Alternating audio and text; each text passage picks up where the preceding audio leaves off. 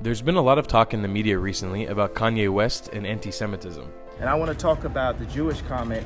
It's actually proven the exact point that I made. In my journey throughout Israel, I've had the chance to interact with people who identify as Hebrew Israelite. While not directly related to each other, there are many groups around different parts of the world, including the United States and Israel, who identify as the same bloodline. While they aren't related in any of their dogma or beliefs at all, the African Hebrew Israelites of Jerusalem, which is the community that I got a chance to interact with in Israel, in the Village of Peace in Dimona, are vastly distinct from the American groups of black Hebrew Israelites. Very important to say it out of the gate, they are unrelated, these two groups. But there have been instances that individuals within the groups of the black Hebrew Israelites in America have spread anti-Semitism and violence against mainstream Jewry. It's similar to how there are many different branches and groups of Jewish ideology, like conservatives and reform, orthodox, liberal, conservative. While all these groups believe that they stem from the ancestors of Abraham, Isaac, and Jacob, from a similar bloodline, they are not directly related in their beliefs and their belief structure. For the different Hebrew Israelite groups, this is a similar case. While believing they are part of the same bloodline, their belief systems and their morals are not related at all, and they never have been. The statements and claims that came from Kanye West within the last few weeks have been repetitions of the most horrific tropes and repeating the same beats as the pogroms that were spread against Jewish people around not just Europe, but the entire world. These statements are ones that have directly affected my ancestors, my family, my immediate family, and family of many, many friends of mine across the Jewish world, whether they were from Israel or the United States or Europe or Asia or the Middle East. For those of you guys who are new to the channel and you don't know, I've been traveling across the land of Israel, showing you guys different people groups who live within this land. We've been sitting down with them for long conversations, talking about the hard truths of what it's like to live on the ground. In the last episode of the series, we got a chance to meet the people who claim to be the Hebrew Israelites, who are based in a small town called Dimona, in the south of Israel. Today we're going to be giving you guys a real inside look at what the thoughts and belief system of this community are. And we're going to line them up directly to the horrific statements that were said by Kanye West to give you the opportunity to make your own judgment and see what you actually feel. The statements made by Kanye West, in my opinion, are not representative of this group at all in any context in what they believe today. And I'm talking specifically about the group that resides in Israel. But they've been through their own struggles and hardships, and they have a really, really interesting and compelling story that I think the world should listen to. So let's learn about the Hebrew Israelite community. Right outside of the Peace Village, which is the Hebrew Israelite community. First members of the community received a permanent residency. We had to build our own institutions because we had to somehow, we have to continue to live. What's the actual size of the community? We just continue to grow and to expand. This allows us to be able to connect to our skin color and have pride in who we are. Because here we are, black people from Israel. We live in Israel. That military thing, is it government mandated or that's voluntary from the community? We volunteer to go. Every opportunity that we have, in whatever capacity we're able to serve, we try and do so. One of the main subjects that's taught here is culture and tradition of the community.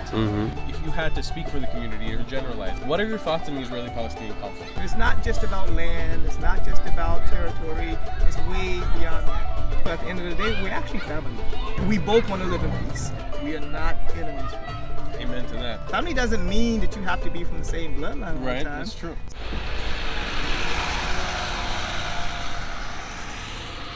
Shalom Chaverim, and welcome back to Dimona, Israel. I'm here right outside of the Peace Village, which is the Hebrew Israelite community here in Dimona. I'm actually joined by a fellow friend of mine, a new friend that I made recently. So many friendly faces here. Yes, This is sir, my friend Ashriel. How you doing, brother? How you feeling? Good, man. Good to meet Can you you. tell the people who you are? My name is Ashriel. I'm 31 years old, and I'm one of the spokesperson for this community, this beautiful community, the Village of Peace. And we're gonna go and move around a bit to kind of give you an understanding of what it is that we built here for 53 years. And I think we should start with the most important institution, in my opinion, which is the school. Cool, man. I'm really excited. You know, yesterday I had a chance because you set me up with some wonderful people to go around and explore. Yeah. But, you know, I'm sure that there's a lot of people who left comments on the video wondering about, you know, the tougher conversations, the deeper conversations, stuff that we really want to talk to, but the nitty gritty.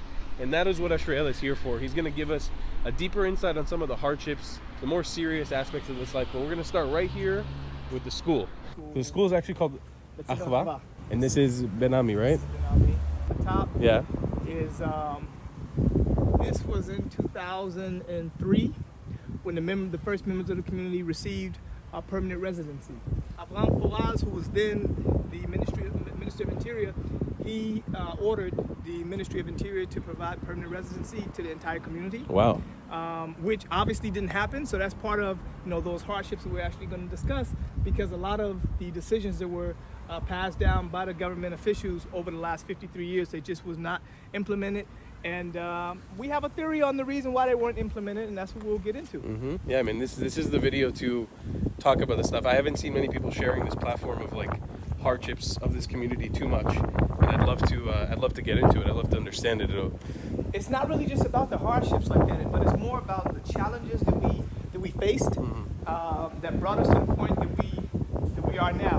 Because had it not been for the challenges that we faced, we wouldn't have been able to establish what we established here. Because as you see, so many other communities who migrate to Israel, who make Aliyah, who come here for a specific purpose, at some point or another, they kind of lose their actual purpose for migrating to Israel. And it wasn't for us just to come to Israel to have a place to live or looking for a democratic state, because the majority of the people who came to Israel from America, yeah. They were middle class people who had pretty good jobs, who had good careers, who were pretty well off where they were, and because of their connection to this land. And so our connection has always been sort of undermined, because first of all, our subscription to the biblical aspect of the halakha as opposed to the rabbinical aspect of the halakha. And so we've just established for ourselves a community that we allow ourselves to be able to follow the tenets of the Bible as they are, without too much intervention, without too many adds or subtractions. We found that the biblical narrative was the narrative that kind of gave us the blueprint to be able to understand, first of all, who we were, which is part of the greater house of Israel. And it also gave us a history of how did we arrive in America in 1555 as slaves. And then when we took it back to kind of, to trace our roots back to where we originally came from, and we understood that we originated from Israel. And so the history started, it actually began in the second destruction of the temple in 70 AD. And then we ended up in the interior of Africa, and then on the west coast of Africa, and we were sold from there as slaves, starting in 1492 with the Portuguese, 1442, excuse me, sold into slavery in America. And then we experienced 400 years of slavery, and then after that we started having a reawakening to understand, okay, at one point or another, it's time to go back home. And so there were reawakenings all over the world. We weren't the only ones who reawakened to our tradition, to our cultural connection to this land. But somehow we were the only ones who were not accepted, and still are not accepted after 53 years. And I'm going to talk to you about a few things that we've actually given to Israel in terms of not only our support, but how we were so instrumental in building a lot of the institutions of Israel. And I'm going to tell you about that. You didn't know. But in the meanwhile, we have the school here. Yeah, so this is a school that houses not just like elementary school, it's elementary, middle, and high school, right? Right. This is the high school building right here.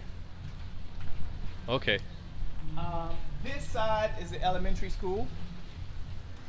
That side is the middle school.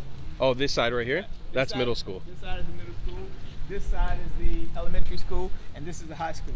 Now, most people don't know, but prior to the establishment of the school in 1993, we wanted to actually enroll into the Israeli educational system, but they prevented. Not only did they prevent us from being able to enroll, but they actually rejected us because they said that they didn't want their children to be affected by us, as if we're some, species from out of earth, or have some type of disease. This is like local governance in Dimona? This is the local government, no, not just but in Dimona. Of Israel. In Israel. Wow. Generally, they didn't want to accept us into any of their institutions. Wow. So we had to build our own institutions because we had to continue to live. Right. And so the school came later. This was in 1993. We established a school because they didn't want to accept us into their institutions. But the children sat for the first 20 years of our stay here in Israel, from 1968 until approximately 1989. The children would wake up, sit on rocks outside, and that's how they studied. That's how they learned, because Israel didn't want to accept us into their educational institutions. And so in 1993, we managed to finally organize a lobby in the U.S. With Congress and some other organizations, the Congressional Black Caucus, and some other people who actually supported our cause here in Israel, and they funded the monies to be able to establish this school, this institution. Oh, and beautiful. It was opened in 1993. Oh, so this was funded in part of the United States of America. They helped fund this. Wow. They helped fund the school. That's incredible. They That's helped fund the awesome. school. It was great work by by those liaisons of ours, the international ambassador of the community, and a bunch of other people who were actually involved in this process. And so we established the school in 1993, and since then, all of the children of the community, which is approximately, I'd say, about 900 children, right, came through this institution, including me. I started actually right here. This was my first step into education. Wow. I was 6 years old when I came into this classroom here. I guess it's not that same classroom as it was, but I was a little guy. I graduated from this school, and my children hopefully are also going to matriculate through this system and graduate through the school. Now, there's some very important things also on the wall that you have to see. Should we go? Yeah, let's. You have to see these things. Let's start over. And I want to ask you, the community, what's the actual size of the community, of the Hebrew Israelite community in Israel? Today there are approximately 2,000 2,000 members? Men, women, and children. And we started with approximately 160 who made the first Aliyah to Israel in 1969. And we just continue to grow and to expand. This is one of the most important, if not the most important, images that we could have in the school, because this allows us to be able to connect to our skin color and have pride in who we are.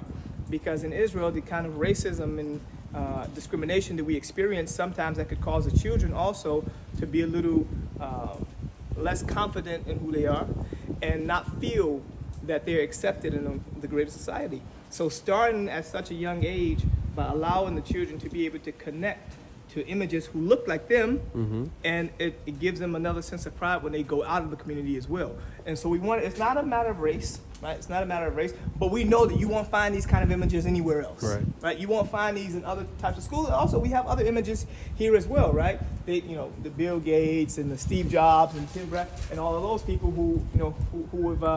who've given a significant amount to society. But for our children, it's very, very important, first of all, from a young age, to take pride in us being Hebrew Israelites, to understand our cultural connection to this land, and to understand our rights also to be in this land, because sometimes you may believe that they're trying to deport us from Israel now. That's a super nice classroom, though. That's cute, right? Yeah. Yeah, and as you were saying, everybody here is of African descent, right? Like, African descent, that's yeah. right. These are the pioneers who, actually, this is my father here. Oh, really? That's your father? He's one of the pioneers of the community. Wow. He arrived in Israel in 1969. He was one of the original ones who left America in 1966 and who went to What is his name? His name is Bahuya. Bahuya? He passed away in 2007. Wow. Unfortunately, when I was 14 years old. Wow. And but I still remember, a lot of what he left with me, especially going through that entire cycle of, reawakening and then coming to Israel. He was one of the leaders of the community as well. So I think a lot of what he had, he kind of passed it on to me so that I can be able to continue that great legacy. So it's just beautiful to be able to see, that your biological father was one of the, the pillars in the building of this community. That is amazing, man. Yeah, That's a beautiful legacy. Also, and it's a cheret, So there's an element of Zionism here, yeah? Like this is, so I'm curious, I didn't talk about this yesterday at all. Are Hebrew Israelites considered Zionists? Look, you have to differentiate though, because they're different factions, right? Of Zionism? Of Hebrew Israelites. Okay. And of Zionism as well. Because some people view Zionism as, just the regular generic term of, the ability for the rights of Jews to have self-determination in their own homeland or to return back home. But you also have those people who are spiritual Zionists, as we are, that we say it's just not a matter of returning back home in the physical sense, but also decolonizing our minds from 2,000 years of what we experienced in the diaspora.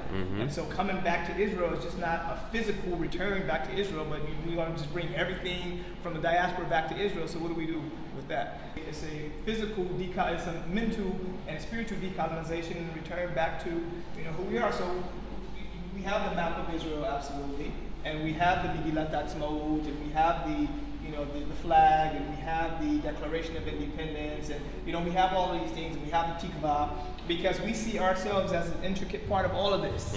Right? This is an intricate part of our history as Hebrews, as children of Abraham, Isaac, and Jacob, who have returned back to this land after being in diaspora for 2,000 years. But not only just being in diaspora, experiencing physical and mental colonization, not only of our minds but of our bodies as well. 400 years of slavery is nothing light.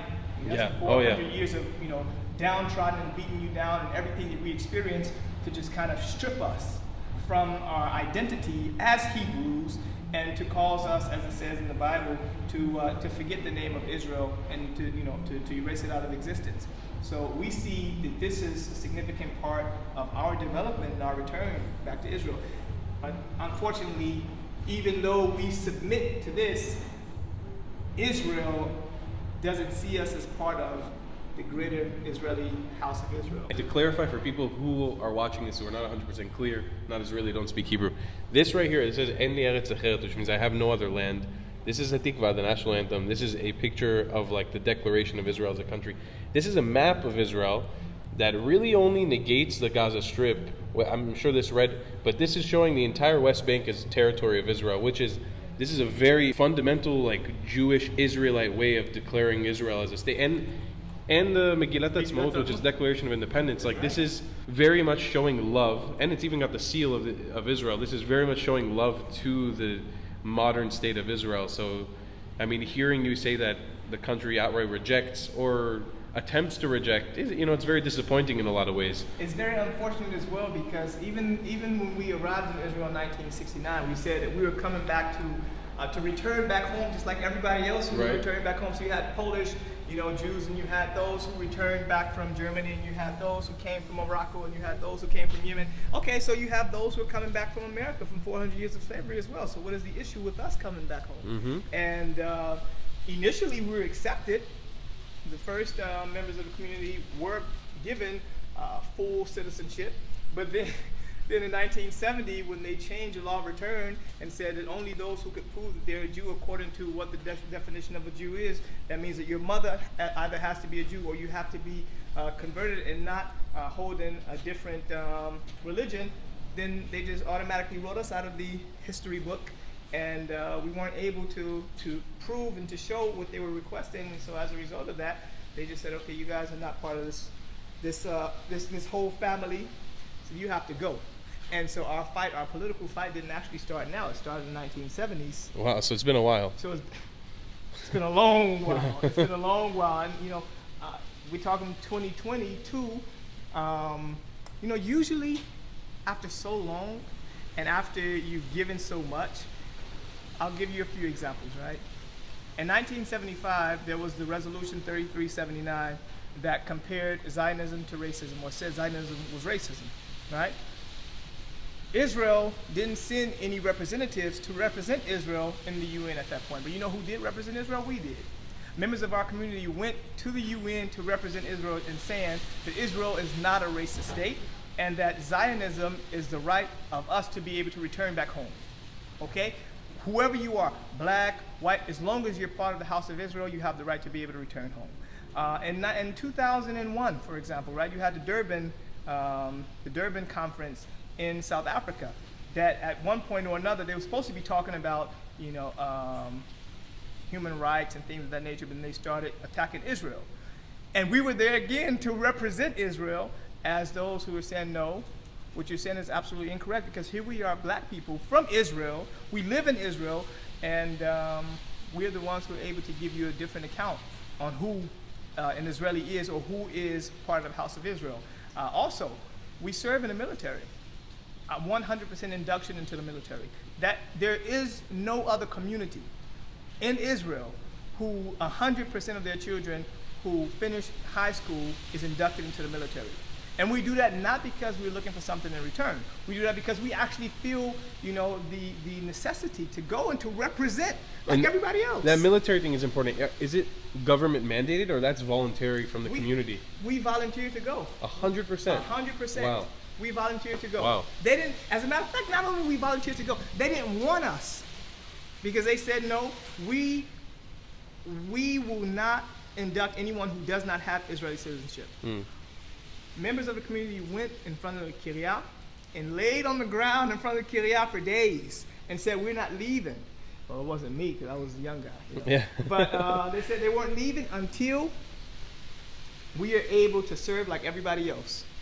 Every other mother is sending their child to the military, not knowing what's going to happen with them, and why shouldn't we as well?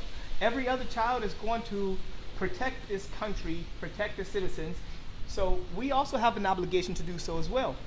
So every opportunity that we have, and every option that we have to be able to give to the land and to serve in whatever capacity we're able to serve, we try and do so. But seemingly, when it's beneficial, then they want to call on us. It works good for them. But when it's not beneficial... And this is also like a look for you at some... Yeah, there you go. There's pictures of the members serving the IDF. Right. This is the opening of the school, 1993, cutting the ribbon. This is part of our history in America, slaves, Dr. Martin Luther King. And something interesting about Dr. Martin Luther King is that in April 4th, 1968, when he gave that speech, April 3rd actually, April 4th he was assassinated, but he gave the speech that I may not, I've been to the mountaintop and I've seen the promised land, but I may not get there with you, but we as a people will get to the promised land. And what do you know, exactly a month later, Hebrew Israelites, black people from America, after 400 years of slavery and 2,000 years of exile, laid their foot once again on the soil of Eretz Israel, actually realizing Dr. Martin Luther King's vision.